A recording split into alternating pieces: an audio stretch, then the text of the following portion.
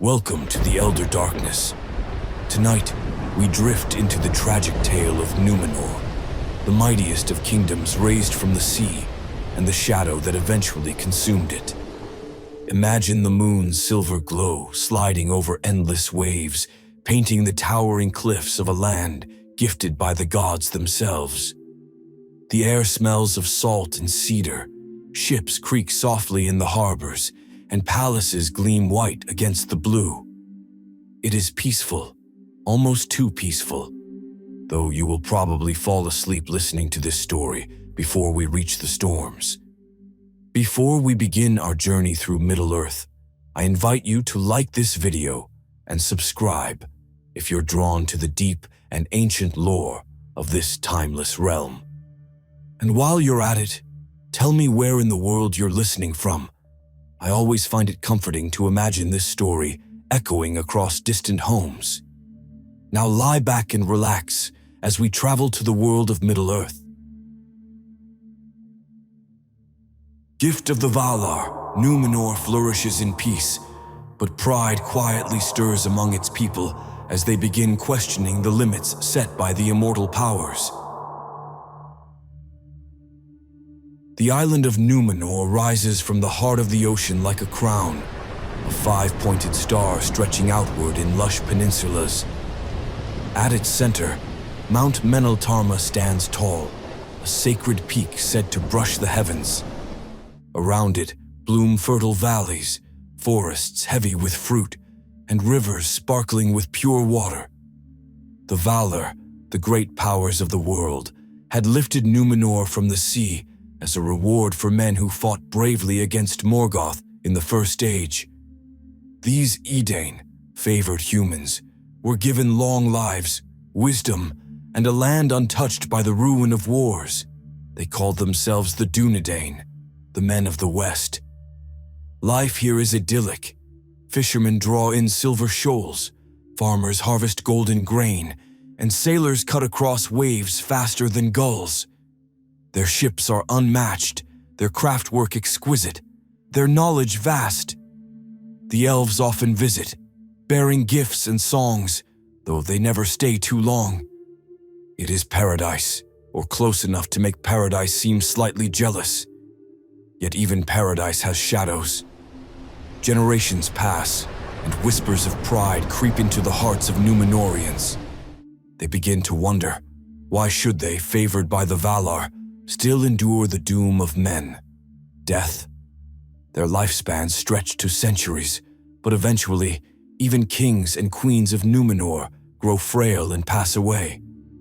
And here lies the seed of discontent. As the mariners of Númenor look west, beyond the horizon, they dream of Aman, the undying lands. There the elves live without end, untouched by decay. Yet the Valar forbid mortal men from setting foot there. The ban of the Valar, they call it, sail west only so far and no further. It is not merely a law, but a boundary, a line between mortality and eternity. Still, each generation presses closer to that invisible line, longing to cross.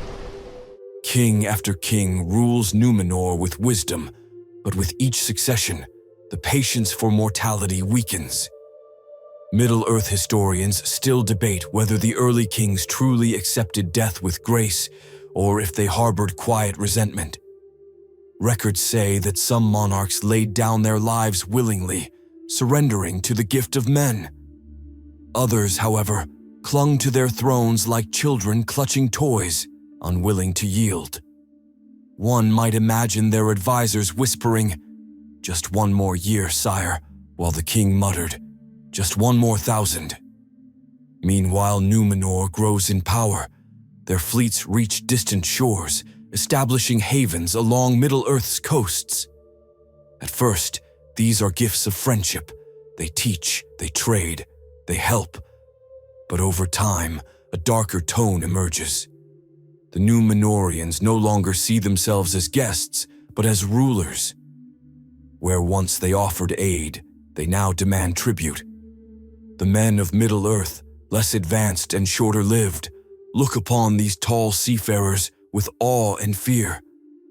And let's be honest, if someone twice your height showed up in a golden ship with swords that never rusted, you'd probably pay the tribute too. Despite this swelling pride, Númenor still retains beauty. On the summit of Meneltarma, the people hold silent pilgrimages 3 times a year, walking in reverence to offer thanks to Eru, the One who created all. Birds circle the peak as if keeping eternal watch. The faithful among the people still honor the old ways, still cherish the bond with the Valar and the elves. But in taverns and court halls, other voices stir. Why should the elves have endless years while we wither? Why must we bow to laws drawn by those who live forever? Surely our strength proves we are worthy of the same gift. Pride sharpens into resentment, and resentment, well, it's the perfect soil for corruption to take root. During this time, Númenor's explorers continue sailing eastward, reaching new lands. Among these distant voyages, they encounter regions once ruled by Morgoth, where shadows still linger. Strange cults and dark memories persist, though Númenóreans dismiss them as superstition. Yet one curious detail appears in records. Certain mariners bring back trinkets from ruined temples, black stone idols, twisted carvings of figures with crowns of fire. Most see them as curiosities, but later scholars suggest these relics may have carried with them more than stone. After all, cursed souvenirs have never made for good bedroom decor. Back in Middle-earth, another story unfolds that echoes this creeping pride. The Council of Elrond in Rivendell, centuries later, recalls how men have always wrestled with the fear of death. Boromir himself, tall and stern, voices his longing for power to defend his people, only to fall to the lure of the One Ring.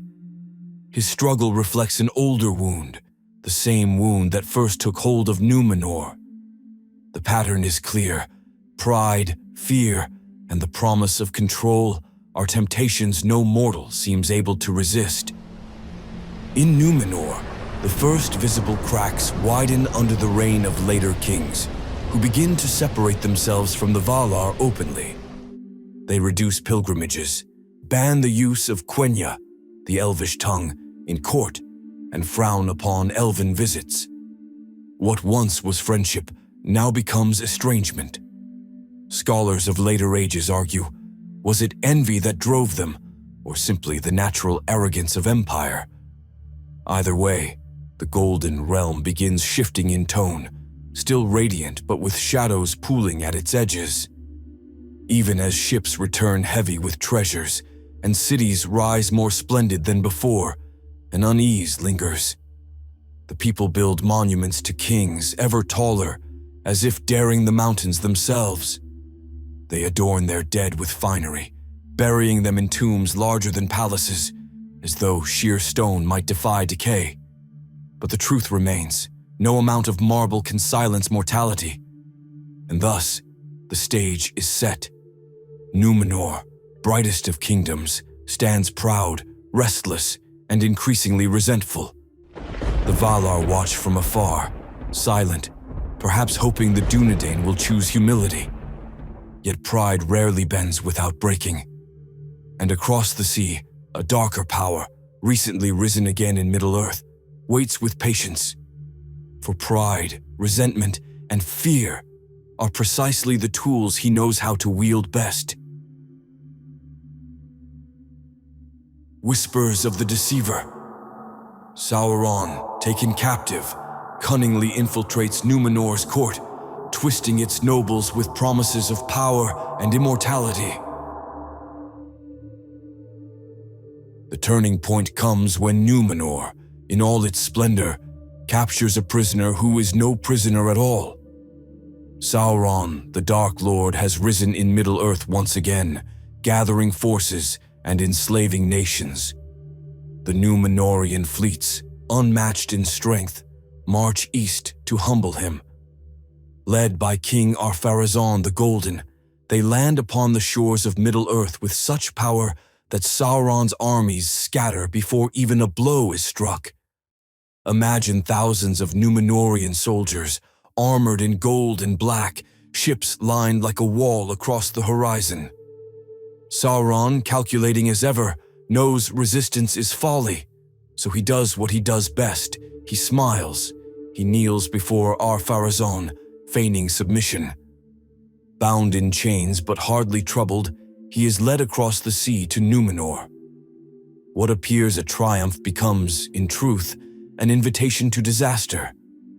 For Sauron does not need armies to conquer Númenor, only words, carefully placed, and pride already burning in the hearts of its people.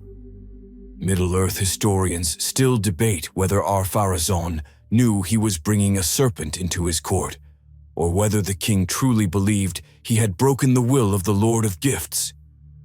Either way, the Golden Realm has opened its doors to corruption. At first, Sauron is treated like a prisoner, paraded before nobles as proof of Númenor's might. Yet chains prove no hindrance to one skilled in manipulation. His voice is honey, his gaze sharp. Soon he wins trust. Guards linger near his cell longer than needed, listening. Courtiers whisper his clever phrases. Within a few years, the captive is no longer confined. He is advisor to the king. Talk about a promotion. Sauron plays upon the oldest wound in Númenórean hearts, mortality. He tells them what they already long to hear, that death is not a gift, but a curse. That the Valar have tricked them, keeping immortality for elves while condemning men to decay. He suggests that true kingship, true greatness, lies not in submission to laws from afar, but in seizing eternity. And, conveniently, he alone knows the secrets to achieve it. This is where Sauron's genius lies. He does not preach open rebellion all at once. Instead, he wraps poison in sweet words. He praises Númenórean strength, flatters their achievements, admires their monuments. Only then does he add the dagger. Is it not unjust, he muses, that such a mighty people should wither like grass while the elves live forever? One can almost see courtiers nodding along, sipping wine, muttering, he has a point. Meanwhile, the faithful, those Númenóreans still loyal to the Valar, watch in despair. Among them are figures like Amandil and his son Elendil, who keep alive the old traditions. They whisper warnings, yet their voices are drowned out by the king's men, who hunger for the promise of power. Soon, even the sacred Meneltarma stands quieter as fewer pilgrims climb its slopes. Around this time, a curious detail appears in the chronicles. Sauron begins gifting strange trinkets to nobles, rings, amulets, stones that glow faintly in the dark. Scholars today argue whether these were mere baubles to impress, or early tools of corruption, carrying echoes of his darker crafts. Either way, they become fashionable in court. You can imagine some poor jeweler muttering, "Well, there goes my business." The presence of Sauron also deepens the divide between Númenor and the elves. Ships from Tol Eressëa, which once brought friendship and song, now avoid Númenórean harbors. When they do appear, they are met with cold stares and bitter words. Ar-Pharazôn himself grows increasingly suspicious, convinced the Valar conspire to keep Númenor small. His court follows his lead, finding in Sauron a comforting explanation for their frustrations. But while the king indulges in flattery and whispers of eternity, daily life for ordinary people shifts in subtler ways. Markets hum with rumors that death may soon be conquered, that a new age is dawning, that even the gods cannot hold back Númenórean might. Children repeat Sauron's phrases in games. Artisans carve symbols once foreign into stone. The shadow spreads not by conquest, but by casual repetition, as insidious as ivy cracking through marble. And still, beneath all this, the sea murmurs against the cliffs. Sailors, perhaps more superstitious than nobles, note strange changes. Birds once circling Meneltarma fly less often. Fish avoid certain waters. The sunsets, they say, glow redder than before. Is it simply weather or a warning?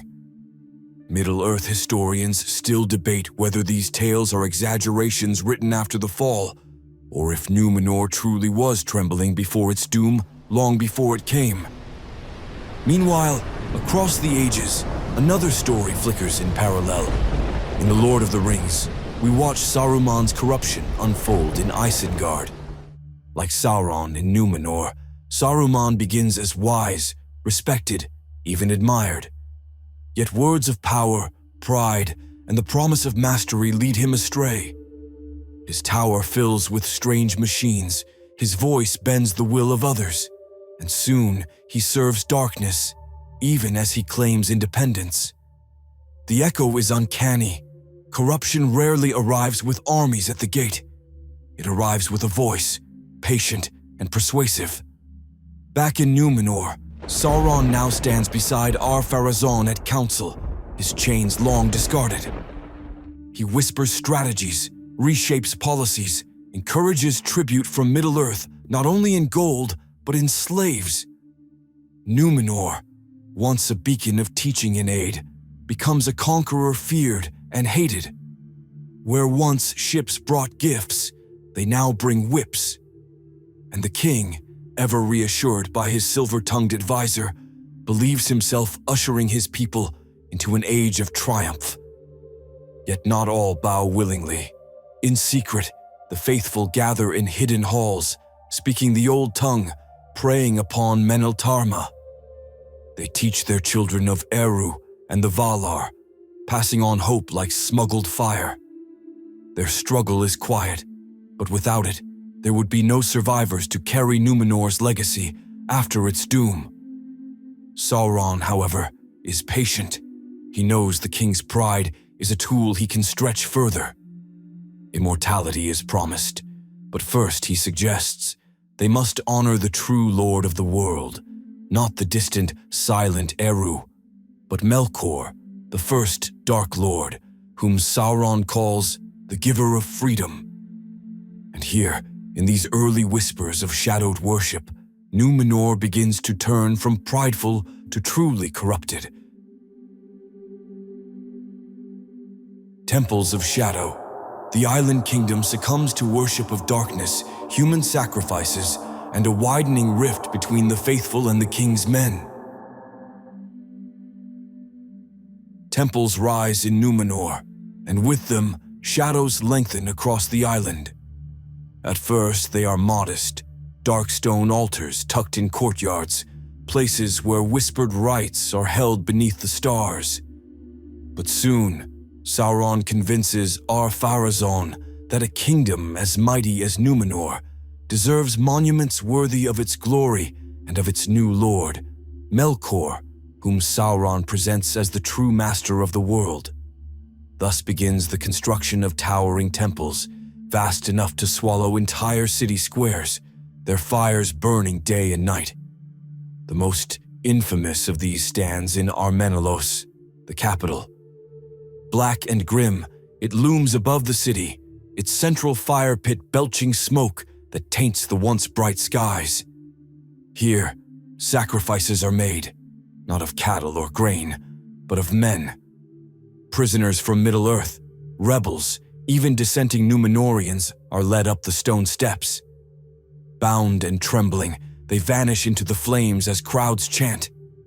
It is said the smoke reeked not only of fire, but of despair, curling into shapes like clawed hands. You can almost imagine neighbors muttering, "Well, at least it keeps the city warm," while secretly locking their doors tighter at night. This descent into shadow does not happen overnight, but it does happen with frightening swiftness.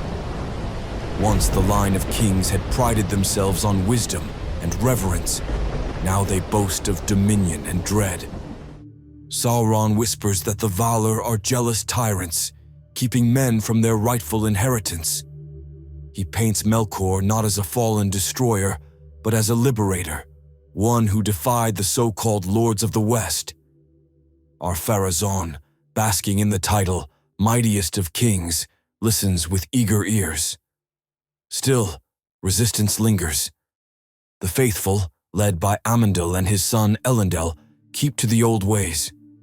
They climb Meneltarma in secret, speaking silent prayers to Eru. They gather at night in hidden groves, reminding one another of a time when Númenor was blessed rather than cursed.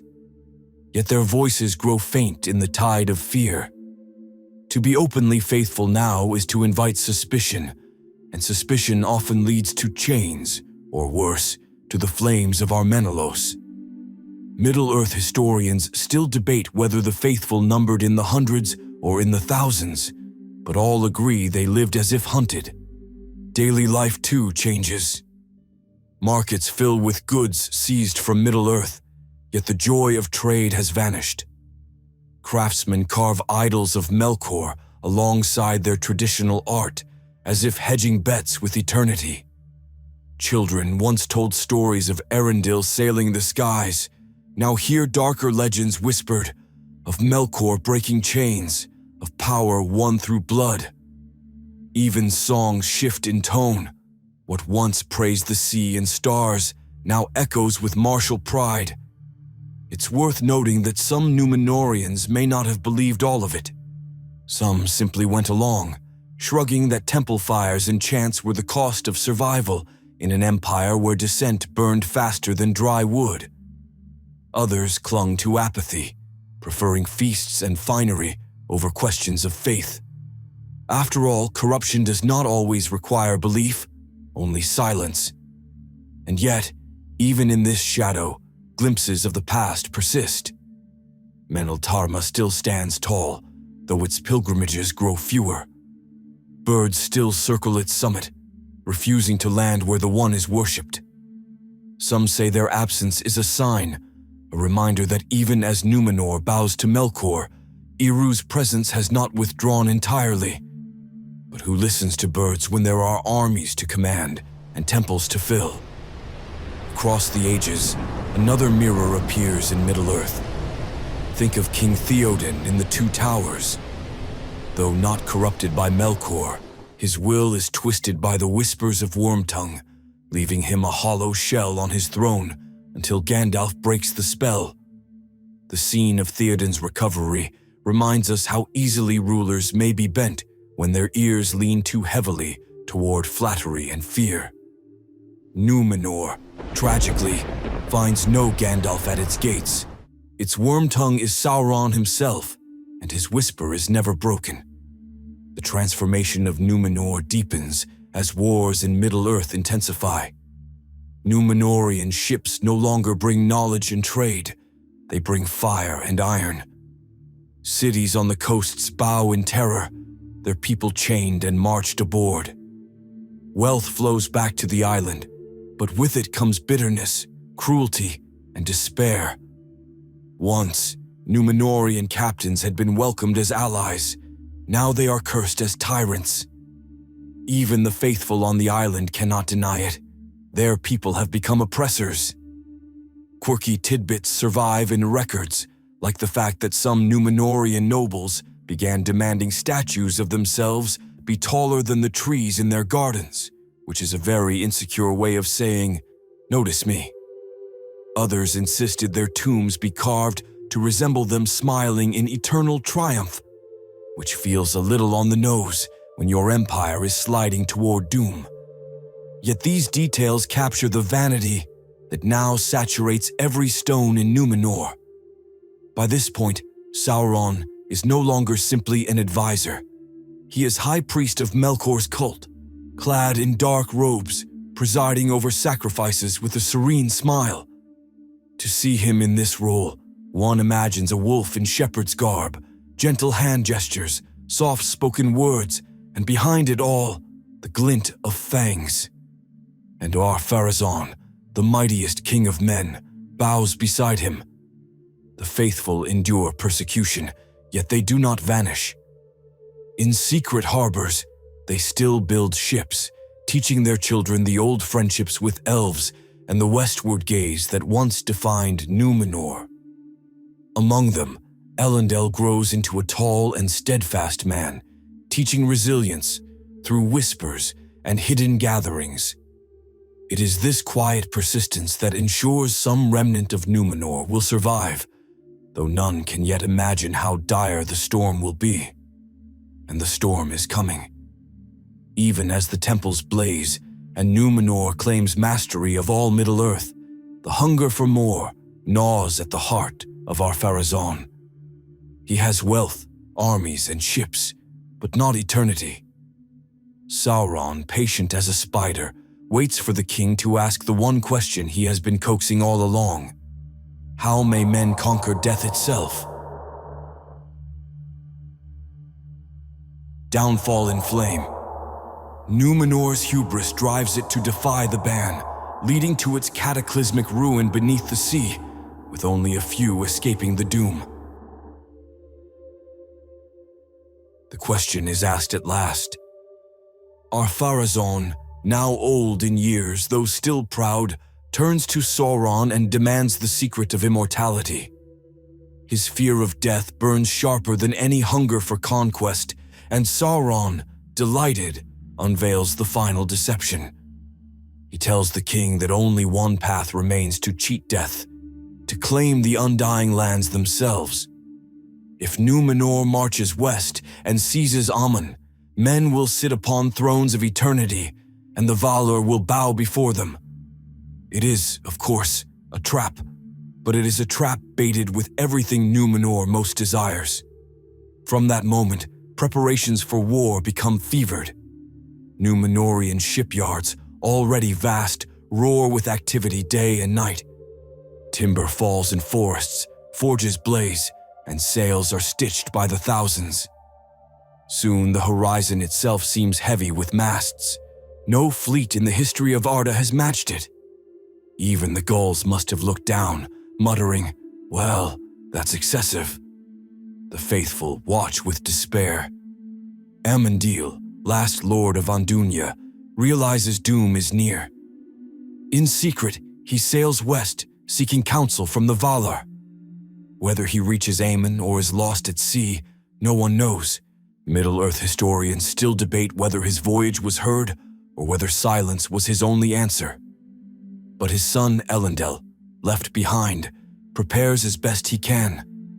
Quietly, he builds ships for escape, gathering those still loyal to the true ways. It is not rebellion, merely survival. At last, Ar-Pharazôn himself leads the armada. He steps aboard a flagship so massive that entire towns could fit upon its decks. His armies swell with pride as they sail westward, breaking the ban of the Valar in full defiance. Waves crash beneath black prows, banners whip in the wind. Even the sea seems to groan beneath the weight of such arrogance. When at last they near Aman, dread silence falls. The shores of the blessed realm lie before them, undying, untouchable. Here no mortal should tread. Yet Ar-Pharazôn, golden armor gleaming, sets foot upon the hallowed ground. He raises his banner high, declaring that Númenor has come to claim eternity. In that instant, the Valar yield, not in surrender but in appeal. They call upon Eru, the one who alone can intervene. And intervene he does. The world itself shifts, the seas boil, the skies split, and Númenor is struck by ruin. A great wave rises higher than mountains, swallowing the island in flame and thunder. Cities vanish, temples crumble, palaces shatter. The proud kingdom, once lifted from the sea in gift, now sinks beneath its fury. Eyewitness accounts, if they can be called that, speak of the temple of Armenelos collapsing into fire, of Meneltarma vanishing beneath the wave, of people crying out in terror as their island cracked apart. The faithful, prepared by Elendil, escape only just in time. Their ships, tossed like leaves upon the storm, are carried eastward. Behind them, Númenor is gone. Forever. Sauron, caught in the cataclysm, loses his fair form. His body is destroyed in the ruin, but his spirit survives, black and bitter. No longer can he appear beautiful or persuasive. From this point forward, he is bound to his terrible form, a shadow of fire and hatred. One might call it cosmic irony, that in trying to deceive men into immortality, he loses forever the mask that made him charming. The survivors, led by Elendil and his sons, land upon Middle-earth. They bring with them what they can, memories, traditions, and the knowledge of their fall. From these remnants arise the kingdoms of Arnor and Gondor, whose tales echo into the Lord of the Rings. When Aragorn, heir of Elendil, claims the throne of Gondor thousands of years later, it is in truth a distant echo of Númenor's lost glory. Remember how Boromir once spoke of strength and power at the Council of Elrond? That yearning traces its roots here, to an island drowned for its pride. Quirky little tidbits survive even amid this ruin. Some later storytellers claim that a few Númenóreans were so stubborn they stood on rooftops waving swords at the wave as if shouting, "Come at me, bro." Whether true or not, it captures the stubborn pride that marked their end. Others say dogs and birds sensed the doom days before, fleeing inland or across the seas. Perhaps they were the first faithful to survive. And so ends Númenor, not with quiet decay, but with cataclysmic thunder. A kingdom raised in gift, twisted by pride, destroyed in flame. Its ruins lie beneath the sea, unreachable, a warning to all who seek to master death.